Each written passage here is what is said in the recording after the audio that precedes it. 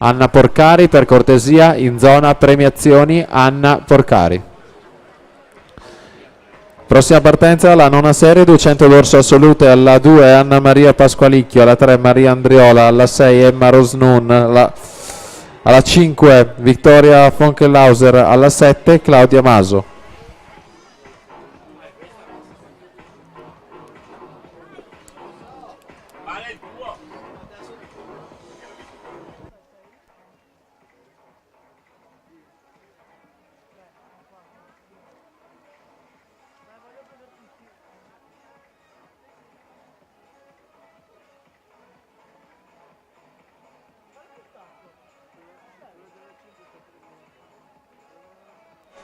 Elian Dredge intanto in testa ai 50 metri, 34,45, su Nicolo Rosso 36,03, Andrea Tanzi 36,40.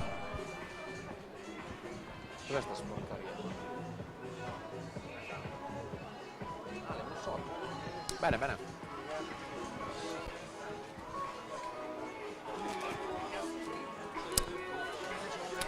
Elian Dredge 2, 11,86. 37,41, Nicola Rosso 1,14,18, 38,10, Andrea Tanzi terzo 1,16,05, 39,65.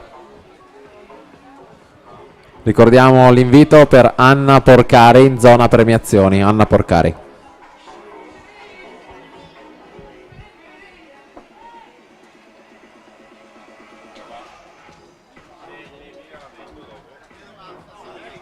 ...150 metri di gara, ancora in testa dalla corsia 4 Elian Dredge, 38,28 la sua terza vasca, Nicola Rosso staccato di 3 secondi e 97, 40,03 la sua terza vasca, Andrea Tanzi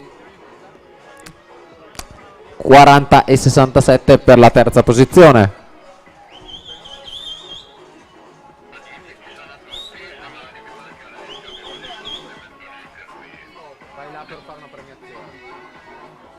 Quando fate la prossima.